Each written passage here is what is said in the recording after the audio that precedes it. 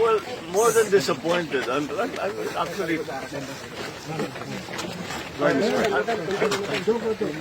I'm getting very angry. It's what's happening here.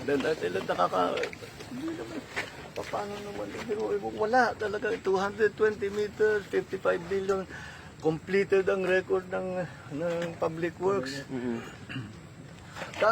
Walang ginawa, kahit isang araw hindi nagtrabaho, wala. Opo. Wala kang makita, puntahan ninyo, wala kayong makita kahit na ano. Tuloy-tuloy ang pagbaha doon sa kabila. So, yes. Sir? Sir? If if all of these projects were properly executed and implemented, ang laki nang nawala na problema sana sa atin at sa mga taong bayan. At saka mas magiging maayos hanggang irrigation, hanggang water supply, fresh water supply for households. Pero ito yung ginagawa nila talagang